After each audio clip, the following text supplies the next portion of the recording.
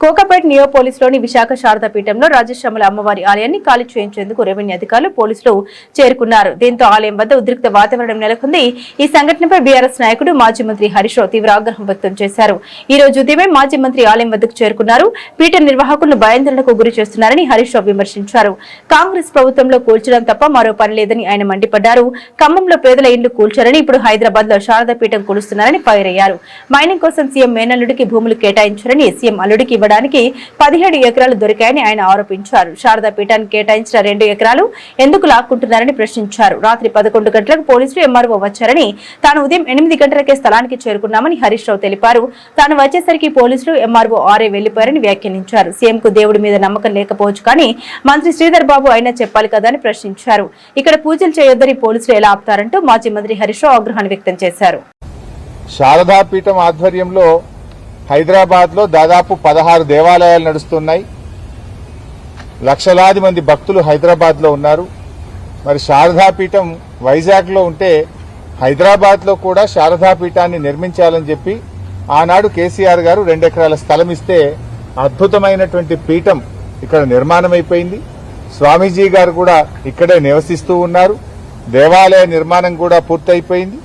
ఇక్కడ ఒక గోశాల నిర్మాణము, నిత్య అన్నదాన కార్యక్రమము, అదేవిధంగా వేద పాఠశాల, ఇవన్నీ ఇక్కడ నిర్మిస్తా ఉన్నారు.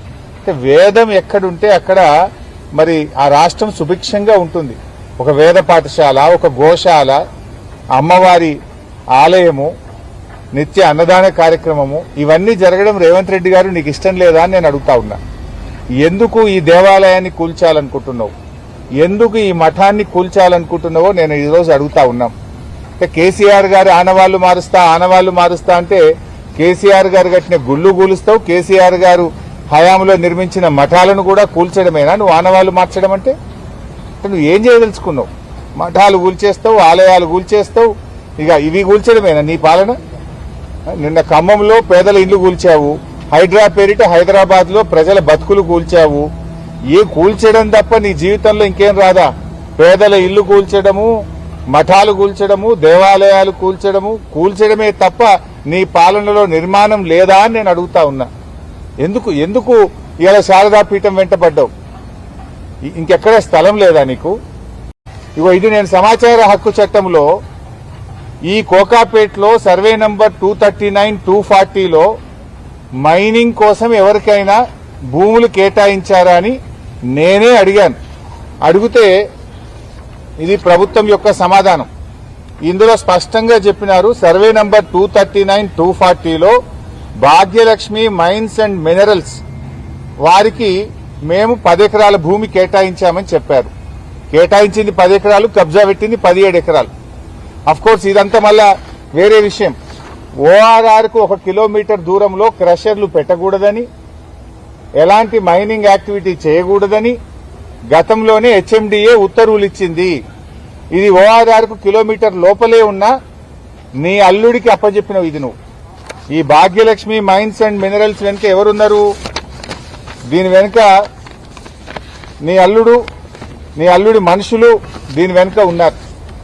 దీని వెనుక దీపక్ రెడ్డి, కౌశిక్ రెడ్డి, నీ మేనల్లుడు రమేష్ రెడ్డి అనుచరులు ఈ క్రషర్ వెనుక ఉన్నారు. నీ మేనల్లునికి జాగి ఇయ్యడానికి 17 ఎకరాల భూమి మాత్రం నీకు దొరుకుతుంది. కానీ శారదా పీఠం ప్రజలకు ఇలా హిందూ ధర్మాన్ని ప్రచారం చేసేటువంటి శారదా పీఠం, భక్తులకు వేదికగా ఉన్న ఈ శారదా పీఠమే నీకు కనబడ్డదా కూల్చడానికి? వాటర్ వర్క్స్ కట్టడానికి నీ అల్లుడికి ఇచ్చిన క్రషర్ భూమి పనికిరాదా? అంటే నీ అల్లుడి అనుయాయులకు 17 ఎకరాల భూమి ఇస్తావు, క్రషర్లు పెడతావు. ఈ పక్కన బిల్డర్లందరూ నా అల్లుని దగ్గరనే కంకర కొనాలంటావు, నా అల్లుడి దగ్గర కొంటేనే మీకు అనుమతులు ఇస్తా అంటావు. అల్లుడికి ఇవ్వడానికి 17 ఎకరాలు దొరికింది, కానీ శారదా పీఠం 2 ఎకరాలు మాత్రం కూల్చడమేనా నీ పని? ఆడియచ్చు కదా 17 ఎకరాల్లో ఈ 2 ఎకరాలు ఎవరొద్దంటున్నారు? శారదా పీఠం 2 ఎకరాలే లాక్కోవాలనా? పీఠాన్ని కూల్చాలి, దేవాలయం కూల్చడమేనా నీ ధర్మం?